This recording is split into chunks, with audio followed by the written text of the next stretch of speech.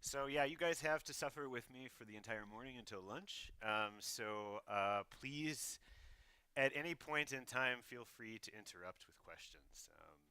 I'm flexible enough that I can adjust things if we need to sort of. And I think it's more important that people understand something than nothing, right? So, interrupting me and asking a question is very good, and don't worry about me running out of time or whatever, because I'll run out of time no matter what.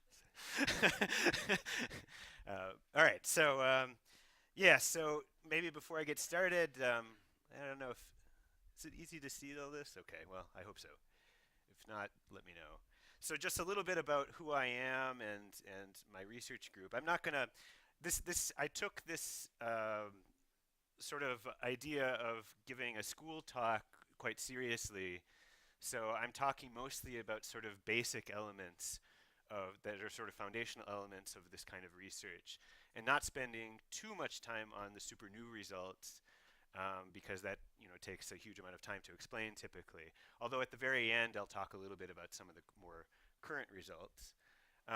So yeah, so I have actually, as sort of advertised, sort of two groups. So I have a group at ETH Zurich, and this is a fairly recent photograph of almost everybody. Janine is missing, so Janine is actually here, so you can see her in real life as well as this little picture. And then I also have at the same time this experiment laser group that is delivering basically sort of special needs pump pulses to for experiments at the Swiss-Feld free electron laser. And so in both groups, both groups are working with both terahertz and X-rays typically, not always both at the same time, but usually one is in the mix in a general time. So that's one of the reasons why I was asked to sort of give a little bit of a primer on how why terahertz and X-rays are maybe interesting, and sort of the basics of their use and their limitations and so forth. All right, so so I decided to split things into three parts. So we're gonna deviate from the schedule that's in the program a little bit. Instead of taking one huge half-hour break, I was just going to take two 15-minute breaks, and then I think it's more manageable. People don't fall asleep as easily. Um, so the way I split it up is part one is going to be talking about a very sort of generic overview of coherent lattice dynamics, coherent phonons. What are they? What are they as opposed to incoherent phonons? This is probably, I think, hopefully, actually overlapping a bit with stuff that you learned about in the first week. Unfortunately, I wasn't able to be here for most of the first week. But I think it's very useful to have this conceptualization as sort of a way to think about the reasons why we're doing these things in the other two parts. So that's why I'm including it. And these are things that sometimes seem too basic to be included in sort of normal talks. And so this kind of school talk is a good place to actually talk about these kinds of issues, because oftentimes they're kind of ignored or swept under the rug. And I think some of the terms that are used are maybe a bit confusing to people coming new in the field. So that's why it's worthwhile to spend a little bit of time on this. So this is really for the students, for sure. Actually, the whole thing is for the students. So sorry, people who are not students. You'll be bored to death, maybe. But and then part two will be about focusing on terahertz generation. I'll talk about sort of overview of what terahertz is. I'm going to focus on high field generation using lab-based sources. I'm not going to have time to talk about, for example, accelerator-based sources of terahertz, which are interesting. We also use those. But I think sort of the more generally accessible ones is what I'm going to talk about. Detection. And then part three will be about X-rays, where I give sort of a very basic overview of sort of short pulse X-ray sources, and talk particularly about the accelerator-based sources that we use, and talk about X-ray diffraction, sort of the basics of what you can get out of time-resolved X-ray diffraction, and then some examples in the end. Okay, so that's where we're going. All right. All right, so as a pre-quiz, since we're going to talk about coherent phonons, this is only for the students, so I don't want the old people to answer this. All right, so which of the following phenomena, so I'm going to test to see whether you understand what coherent phonons are, sort of on an intuitive basis. I'm not going to ask anybody to come up with like a dictionary definition. Although if somebody does, we can talk about that immediately after this if you want. If somebody really wants to demonstrate that they know something. Um, but I have sort of four different sort of situations described here, and well, maybe at least one of them can be described in some way by a coherent phonon, or at least would be described using the current usage of the term coherent phonon. That would be an element of what's going on. So first one is like you have sound waves, so like you have maybe music, and it's transmitting through a crystal. Okay, so it's not going through air, it's going through an actual crystal. Number two is a crystal in its vibrational ground state, except for a single vibrational mode with a number state. Oh, that's supposed to be with a number state of n equals 100. This is a very technical sounding thing, but this is a bit of a test to see if you understand, can unpack that a bit. And then number three is if you take a hammer and you hit a crystal, the surface of a crystal with it, what happens to the lattice response? And then number four is if you talk about a single vibrational mode in thermal equilibrium and you talk about the dynamics. So this is typically what you'd measure in like a neutron inelastic scattering kind of measurement, that kind of thing. All right, so I'm going to go through, I have a board. Okay, so we have 1, 2, 3, 4. I'm going to use my very scientific quick counting skills to estimate the number of people who think that these things involve coherent phonons. Okay, so how many people think that number 1 involves coherent phonons? Just raise your hand. All right. 23. All right. How many people think number 2 involves coherent phonons? 0. Okay. That one's easy. Number 3, the lattice response that results from a hammer hitting the surface of a crystal. Okay, fewer. 17. Number 4. Okay, nobody. All right, yeah, that's basically the majority sort of got it. So I think we have a good, relatively good intuitive definition, which is good because it means you were probably paying attention for the first week because I went through the program and saw there were several talks explicitly about coherent phonons. So yeah, so that's a good sign. All right, so great. So let's try to sort of, actually after that I've done it, does anybody want to actually try to make a formal definition of what a coherent phonon is? It's kind of a show-offy kind of thing to do. But you can do it if you want. Okay. All right. This is no base. Yeah, I didn't think anyone would really. Well, maybe. All right. So I'm going to present what I consider to be kind of a bad definition. And this is a definition that people often use. Actually, if you do, I did a Google search yesterday for a defined coherent phonon, and this was the top result. And yeah, so I want to go through the explanation. You've probably heard it before. So it's a very succinct version of a definition of coherent phonon, but I think it's kind of confusing, and so that's why I don't really so much like it for students.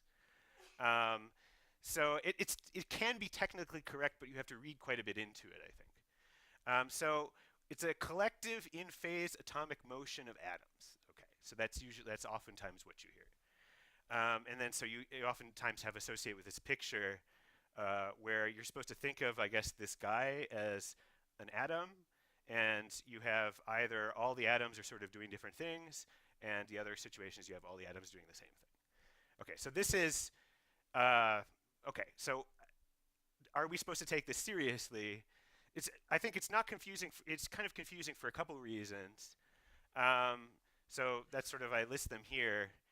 So one thing that actually, this is something that I always get asked, I interact a lot because I work at PSI, and there's like a neutron scattering facility there, and so there are a lot of people who do, real phonon dynamics as opposed to what I do. And so, they're used to thinking of in terms of everything in equilibrium. And then they always object to the collective idea because, okay, I mean, a normal mode of a lattice vibration is always a collective. I mean, that's by definition a collective excitation. So what is that word? Does that word even belong there? So that's a little bit confusing why collective is even there. In phase is actually, I think, the more confusing point because it's not clear what that really means, in phase atomic motions of atoms. So what is in phase with what? So if we take this super seriously, you might go back here, and if these are really supposed to be like each individual atom in the unit cell, are we seriously saying that the way you get a coherent phonon is if you have all the atoms moving in the same direction at the same time? That would mean the only example of a coherent phonon would be a translational zero frequency mode of a crystal. And that's actually not what's meant by a coherent phonon, right? So you can generalize this, okay, maybe this guy is a unit cell, and so you're talking about different unit cells doing the same thing. But again, that's too restrictive a definition or restrictive a way to think about it, because there is a concept of having coherent phonons that have a non-zero wave vector, like a finite wavelength. So that's not such a great definition, I think. And yeah, it doesn't really tie this term concretely to observables is the other problem, because of this ambiguity. Like, what does it mean to be in phase? Okay, so I'm going to do a little bit of a different way of talking about that I don't know if this is super familiar to everybody. So how many people are familiar with coherent states in quantum optics? Okay. Okay, so it's a light. Okay, yeah, Mariano, come on. So Mariano was a student of Roberto Merlin, and I would certainly hope that you know what a coherent state is. All right, but yeah, so not so many. So, okay, that's good because I made a couple of slides to explain what that is. So, all right, so what I'm going to talk about is sort of a coherent phonon. A better definition, I think, is to call, instead of saying coherent phonon, you think a coherent state of the modes of the vibrational fields of a crystal. Okay, so that's a long thing. I tried to make it super correct. That's why it's so long. So what is a coherent state? Okay, so it's kind of a callback to quantum mechanics, where we talk about the sort of states or conditions of a simple harmonic oscillator. Okay, and the reason why we're talking about simple harmonic oscillators is, as you guys know, vibrational modes in a crystal, to a very, very good approximation, can be represented harmonically. So we have these phonon dispersion relations. This is the phonon dispersion relation for lead, very simple material. You have these different points on the dispersion diagram. Those are different wavelengths and different corresponding frequencies. You can think of a particular vibrational mode as essentially a simple harmonic oscillator. And it's actually, unless you're very close to some kind of weird structural phase transition or something, it's generally an extremely good approximation to say that this is a parabolic kind of potential. So that's why these coherent states are referring to coherent states of a simple harmonic oscillator in this essence. All right, so does anybody, do you guys remember, how many people remember what a coherent state of a simple harmonic oscillator is? Okay, there's a few more people remember. Okay. This is actually, I just taught introductory quantum mechanics. I'm very proud to say I actually taught this, but it's sometimes quite a bit missed. So it's actually a pretty simple concept. I'm not going to go through the math in detail. I'm just going to show the phenomenology. So the idea is that we consider first the ground state of a simple harmonic oscillator in a quantum mechanical paradigm. So you have the blue is our parabolic potential. Okay, so this is the energy surface, and this red is the probability density. So it's essentially it's the proportional to the it's the probability that a measurement will result in a particular position of the harmonic oscillator. Okay, so it's some kind of Gaussian, as you guys know. So hopefully everybody is happy with that. Okay, so the idea behind generating a coherent state is now you apply a displacement operator. Okay, so what a displacement operator does is it's an operator on the wave function of the system that just translates everything by in position space by a fixed amount. So applying our position operator would be that. Okay, so I just applied the displacement operator. It moved it over. So so this is no longer that's what the probability density looks like. This no longer corresponds to an eigenstate of the simple harmonic oscillator, and so it evolves in time. And if you solve for the evolution in time, you get this. It sort of wiggles back and forth like this. That was the best I could do with the the keynote animation features. Okay, a couple oscillations, and I got bored and decided to stop. But it would keep going forever. Okay, so so this is an example of a quantum coherent state. So this is the formal definition, and this is sort of this is what a coherent state sort of would formally mean, is that you have a minimum uncertainty state in which the expectation value of the position, so Q is going to be our big Q is going to be our position. I'm actually I'm overloading the variable Q, by the way. but when Q is a scalar, it is the phonon coordinate. Later on, it will be a momentum and it will be a vector. But so you have to pay attention to whether it's bold or not. But okay, this is the position of the oscillator, the expectation value of the position oscillator. It oscillates in time at the mode frequency. Okay, but the variance actually, well, what I said this a little bit wrong. This should be Q minus. Okay, so this is the disadvantage of doing these slides at 2 o'clock in the morning last night. What it should be is this. Okay, that's what I mean. Okay, so this is the essentially the width, a measurement of the width of the probability distribution. Okay, so it's the uncertainty, if you will, in position. So that's reflected in my little picture, that the width of this probability distribution does not change at all with time. That's what I mean by that. All right, so that doesn't change in time. And what I mean by a minimum uncertainty state is that the product of the uncertainties in position and the conjugate momentum have the equality for Heisenberg's uncertainty principle, meaning that you don't have you're not greater than, you're actually equal to h bar over 2 for that. That's what a minimum uncertainty state means. So that's a formal quantum coherent state. And then if you're talking to proper quantum optics people, that would just be called a coherent state typically. Okay. So, however, most of the time when we're talking about lattice dynamics, we're really talking about what's called what I'm calling generalized coherent states. It's not really a formal term. Usually lattice people just call it a coherent state and everybody gets confused.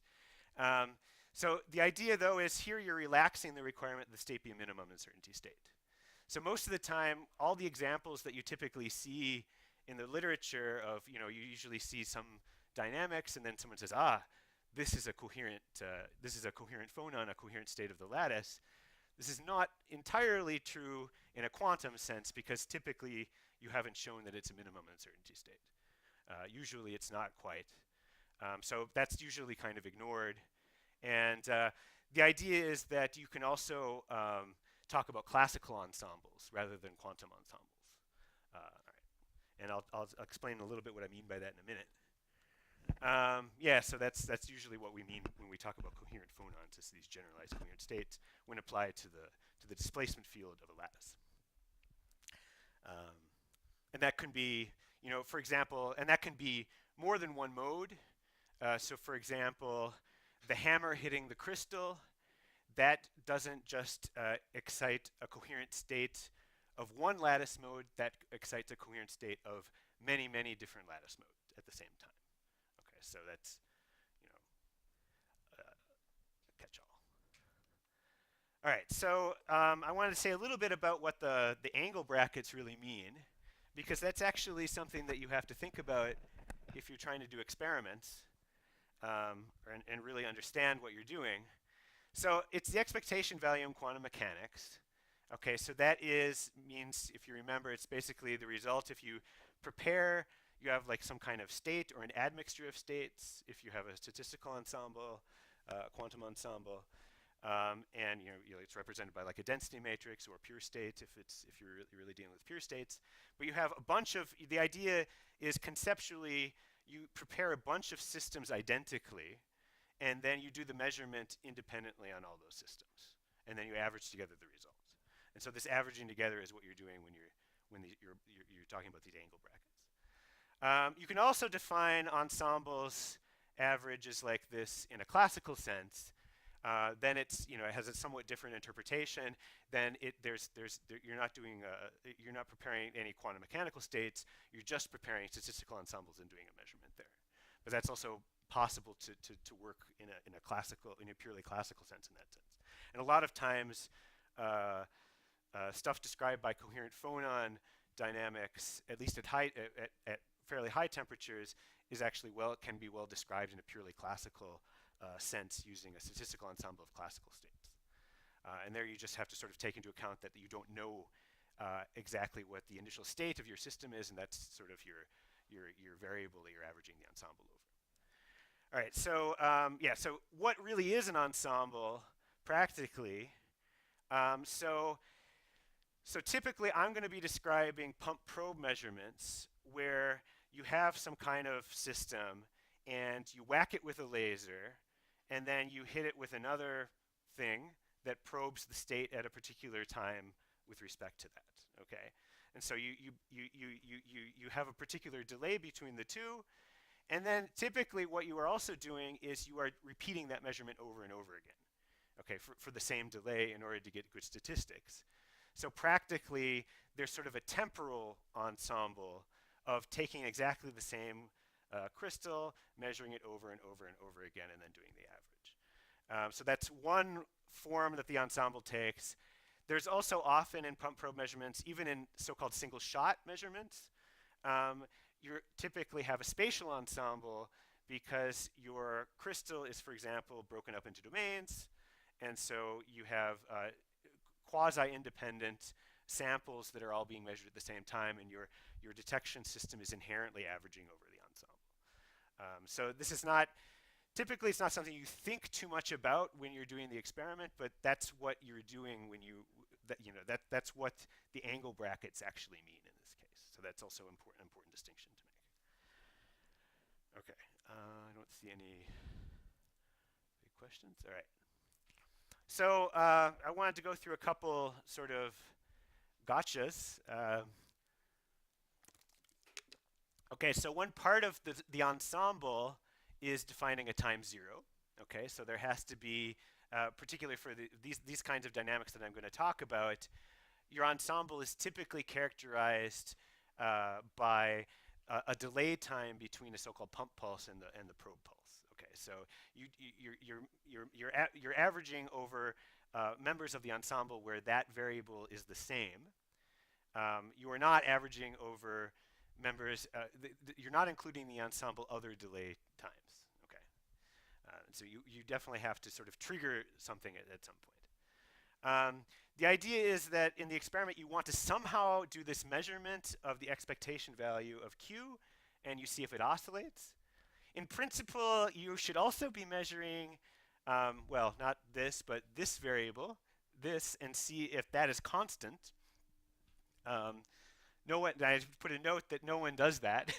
So in practically, it's very difficult actually to measure the width of the probability distribution or of the ensemble.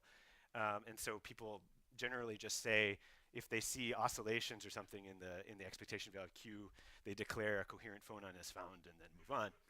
But to satisfy these definitions formally, you should also verify that. Otherwise, you'll have some kind of hybrid coherent and incoherent phonon. And then the other thing that I'd like to point out is it's kind of an unfortunate characteristic of the nomenclature is even though if you see in your experiment some big wiggle in the reflectivity or in the diffraction, it's called a coherent phonon. There are a lot of phonons generally in that state. So if you actually work out the average phonon number in a typical coherent state a coherent phonon that you measure in the lab, it's way, way bigger than 1. It's typically like 10 to the 16. Okay, I mean, this is something that we did from sort of the first X-ray measurements that I'll show you later. So even though it's called a singular coherent phonon, there are a lot of phonons involved. And so it's kind of a bad, I think it's a bad term, but it's too late. So I would love to, like, wave a magic wand and force everyone to start saying, oh, this is a vibrational mode in a coherent state rather than a coherent phonon, but it's not going to happen. So but just try to mentally, when you see coherent phonon, at least for the first few years, just do a mental substitution of those words, and then it's less confusing, I think. Okay.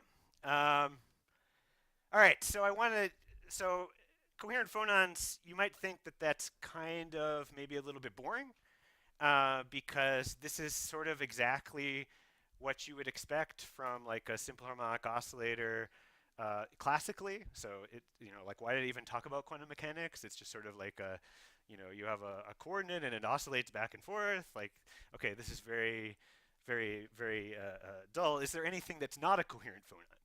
Okay, so you guys already sort of identified these at the pre-test. You did very well. So you identified some things that were not coherent phonons. I want to give another example of a more exotic thing that's not a coherent phonon, and I guess Mariana will talk in a different way about the same thing. So hopefully this is a good introduction to what he's going to do. I'll talk about results from a different perspective.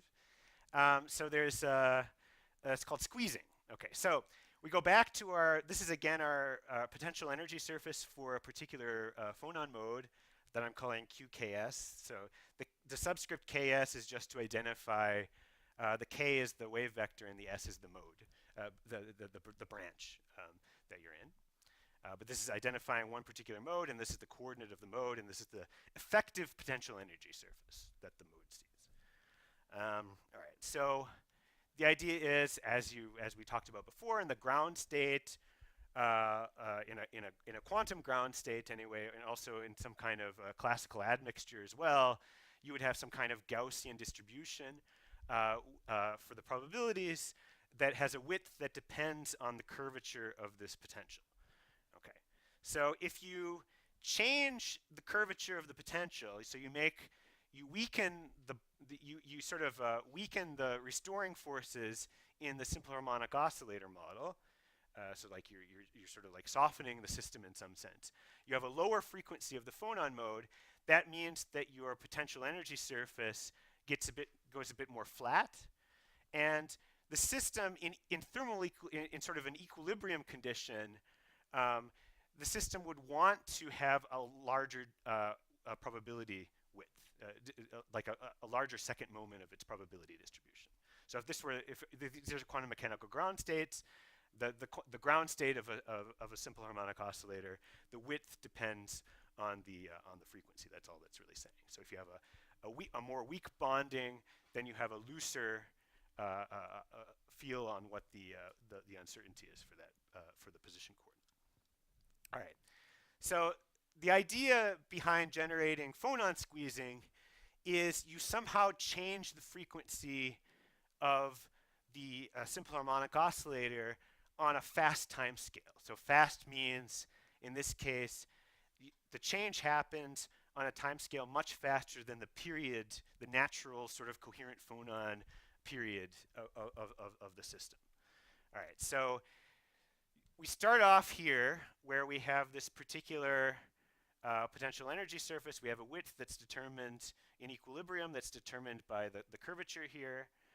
It's the expectation value of q squared is proportional to the inverse of the frequency. And then the idea is that we're suddenly now going to change the width. So I just drew it in a slightly different way. I increased a little bit the offset so that it's somewhat clear. So you have this is our initial potential energy surface. Our new potential energy surface is a bit softer. It has a lower frequency. Okay, so now this probability distribution that I drew here that corresponds to the old eigenstate of the system is no longer an eigenstate of the system. And so it has to now evolve in time. Okay. And what it wants to do is it wants, if this were the ground state, it would need to get a bit fatter in order to, to correspond to something closer to an equilibrium condition. And so what actually happens is if you actually solve this, you get sort of this expression for the width as a function of time, and this is an animation of what that actually looks like. This is actually calculated. It's not just the animation on from Keynote. But you see a sort of a breathing in and out of the width of the probability distribution. So this is not a coherent phonon because the expectation value of Q does not change in time, so it's always 0, but the width is changing back and forth, okay, in the position coordinate. And one of the interesting results of this is that this variance oscillates at twice the new mode frequency. So the new mode frequency is the frequency that corresponds to the curvature of this potential energy surface up here. These oscillations that you see in the Q squared are at twice the mode frequency. And that has to do really with the squaring of that. And so that shows up in the solution there as well. This is still, however, a minimum uncertainty state. If this is really quantum squeezing, you started with the ground state, this would still correspond to a minimum uncertainty state because what's happening is even though the variance is breathing in and out and oscillating, you have a conjugate term that is the momentum, which is doing 180 degrees the opposite. Okay, and so the product of the two is always going to be the same in the new, at least after you do the change. And then so that's quantum squeezing. There's a concept of generalized squeezing, sort of an analogy to the reason way we generalize coherent phonons when we talk about lattice. A lot of times this requirement is relaxed, and sometimes people like to call this, some people get really annoyed, I guess, by doing this generalization step. I actually was in some kind of like paper war where there were like replies bouncing back and forth about you should say thermal squeezing and not squeezing by itself because it's not really quite right. But the idea is it's very similar to the case with coherent phonons where you can still talk about, as long as you see an oscillating uncertainty, at least some people like to call that squeezing and the sort of generalized sense that the coherent phonons are meant as well. Okay, yeah. So this is what I was just talking about. I forgot this slide existed, so this would have helped. So this is the dynamics of the square of the coordinate, so the expectation value Q squared, and this is the dynamics of the expectation value of the conjugate momentum. And the idea is that these basically have an opposite sign. So this is a plus and this is a minus. And so they have 180 degrees out of phase dynamics. And this is analogous, and most of all this sort of terminology is really coming from quantum optics, or at least all the ways that people tend to think about it, largely because people who did quantum optics were the people who started with developing the terminology of all this. And so you have also squeeze states in quantum optics. In quantum optics, it's much easier to have minimum uncertainty states because the frequencies you're working with are generally higher. And so it's you don't have to do crazy things to cool down your vacuum, right? So you have these you can have very, very squeeze states. So this is an example, just a random paper that has a nice picture of what happens. In this case, what you're doing is you're measuring conjugate field variables. So it's a little bit more abstract, but essentially what you do is you measure noise in either amplitude or phase, and that sounds bad. Is it okay? I was worried there was a horrible feedback coming. Okay. All right. So you see these oscillations in the noise as a function of time, and in this case it's very, very big because you're able to generally apply much larger squeezing factors in an optics experiment than what you're currently able to do with lattice. All right. All right. Any questions about the basics of what coherent phonons are, what are not coherent phonons, what is squeezing? This is your chance. You can also ask later, but okay. All right, so now I want to talk about how you make coherent phonons. You also had a little bit about this last week, but I again wanted to put it on kind of a coherent framework. Okay, so the idea is that you have, again, this state where you have this mode, and this is our potential energy surface, and this is our probability distribution. So practically, in order to generate a coherent phonon in the lab, you need to somehow realize this displacement operator. Okay, that's the key idea. All right, so yeah, so that's what I mean. You need to somehow effectively displace this state on a fast time scale. So displacement operator, remember, has to be applied. Ideally it's applied instantaneously. And what instantaneous in this case means is that you have to basically achieve the displacement on a time scale faster than the dynamic time scale of the system, which in this case is the phonon period. Okay, so that's the critical thing. All right, so usually it's easier to think in terms anyway of displacing the potential rather than displacing the state itself. At least I find it much easier to think in those terms. Instead, you would just, instead of moving over the state, you'd move over the potential. But it's the same thing because it's only the relative thing that counts. Okay, so, and then the idea is that this would unoscillate again. All right. So there are different sort of mathematical forms that you can apply to this displacement that will give you different kinds of behavior.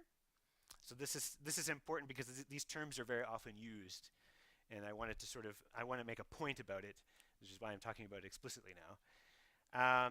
So okay, this is our idea. This is our potential energy. I do it as a function of x now instead of q. But so you have this is your spring constant, and this is your displacement here.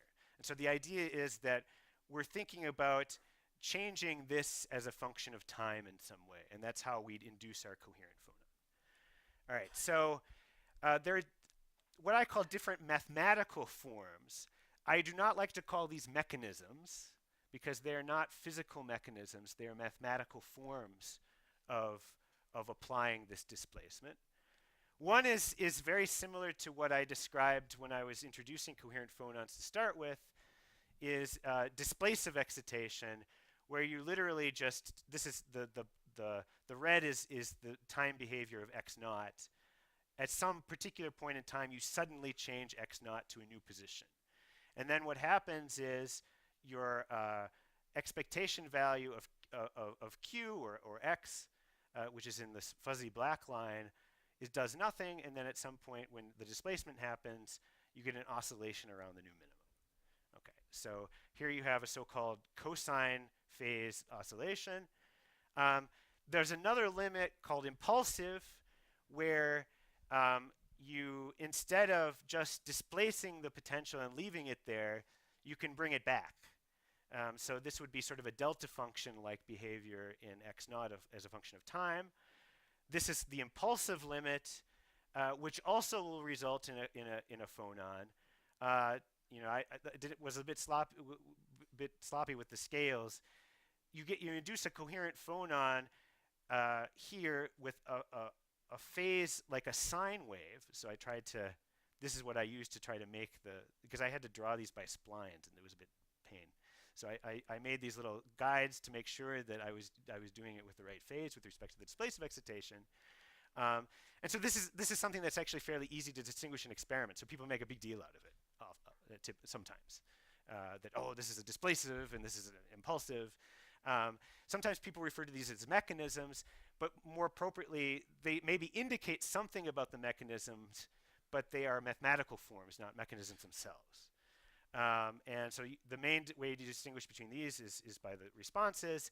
One other thing I'll notice that the amplitude of the coherent phonon really just depends on the spectral power. If you Fourier decompose these x naught of t functions, you do a Fourier decomposition, so you do a Fourier transform of that, and you look at the frequency of the coherent phonon, the amplitude is basically of the coherent phonon corresponds to the amplitude in Fourier space that's overlapping that particular frequency. So if you have the same displacement and come back and you as you do here, so if this were really the same overall displacement as this that comes back suddenly, typically this phonon would be much smaller in magnitude than this. So this spike would have to be way higher in order to have the same amplitude of coherent phonon because of that rule. Just because there's a different tail for the Fourier transform of a step function and a delta function. All right, and the other limit that's going to be important when I talk about terahertz is resonant. So this is in between. So this is if you apply your x naught of t with roughly the same frequency. Doesn't have to be exactly the same frequency, but within the sort of bandwidth of the phonon sort of width, line width. You can oscillate your x naught of t, and then you get sort of a runaway amplification of the resulting phonon mode. But this is also a mathematical form. It doesn't really say anything about the physical mechanism directly anyway. All right. So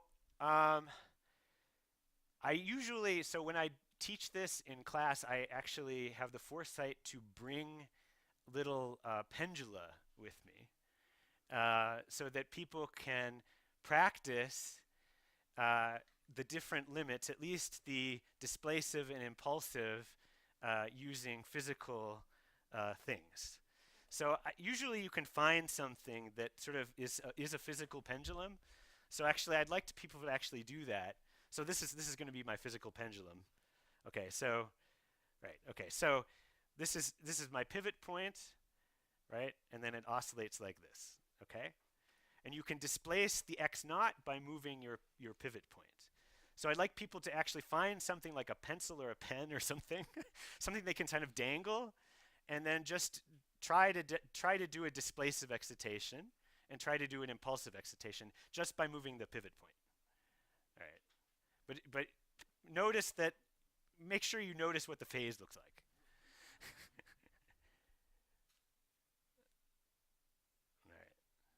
Yeah, okay.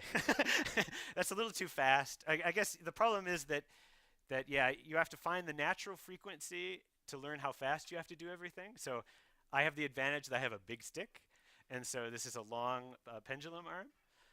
You could also, yeah, but okay. Does anybody have a good displacive excitation going? Ah, see, he's got a good thing. Does a student though want to show me displacive excitation?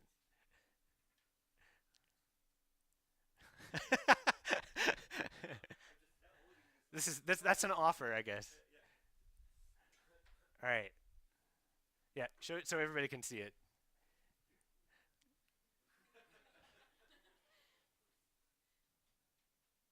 Right. Okay, you started with a coherent phonon. You need to start with the ground state.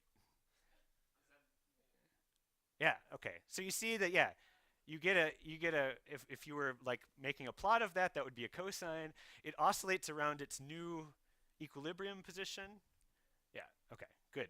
Now, okay, maybe I could put you on the spot. Can you also do impulsive excitation?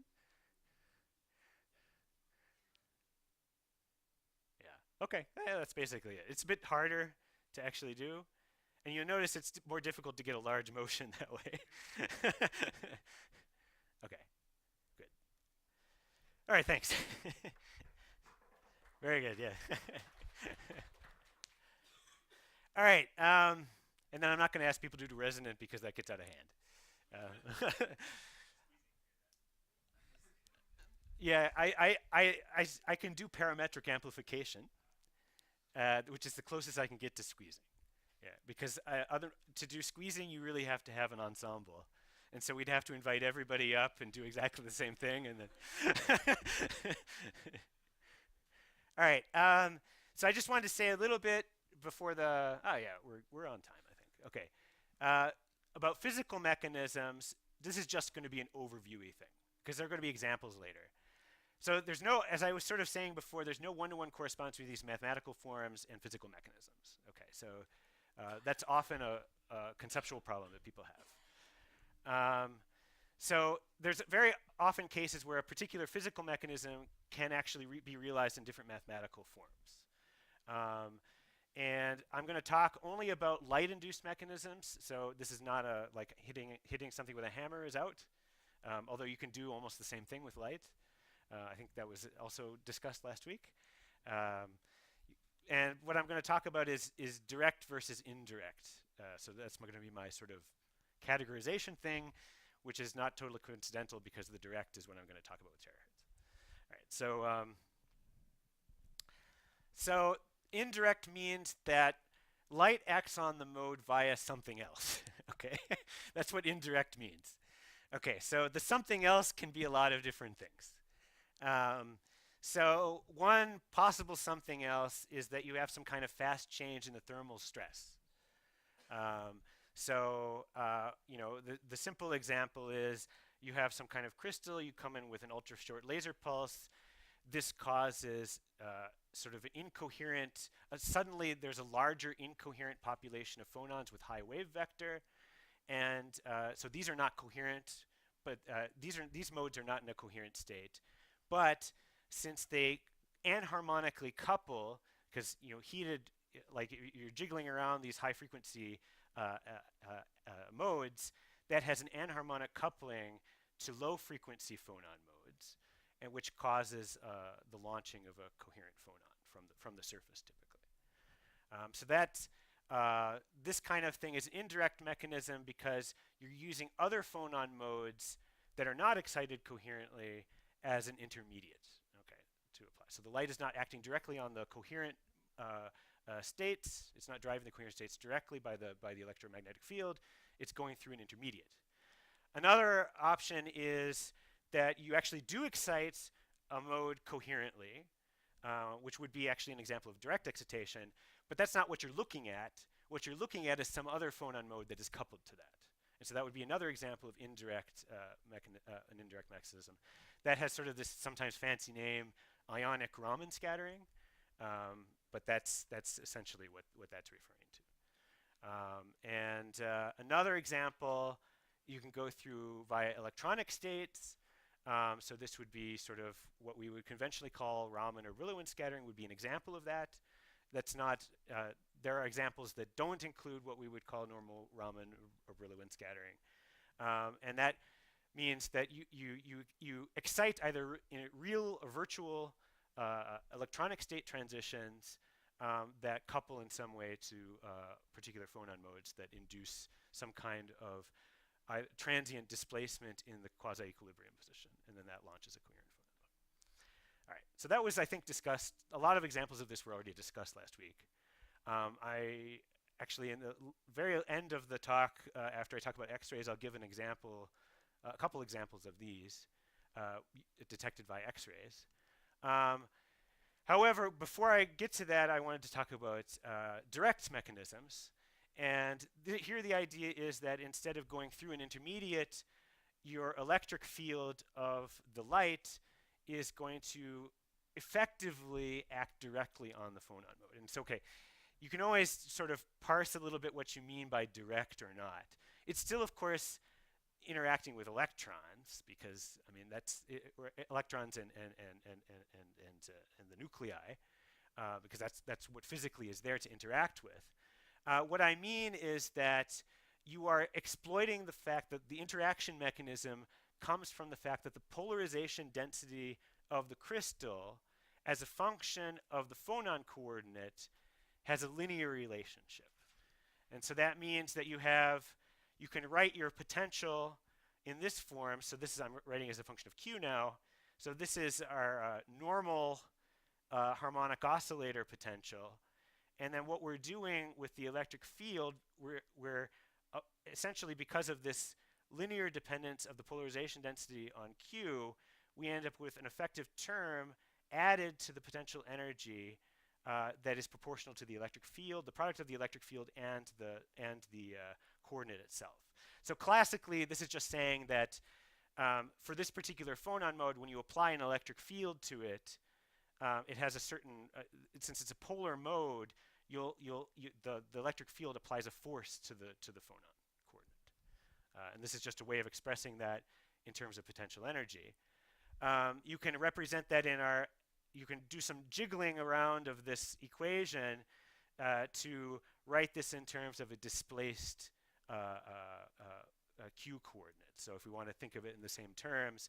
So in this case, our x naught of t is this term here, this alpha constant, which has to do with exactly how the phonon is coupling to it has to do with the slope of this relationship.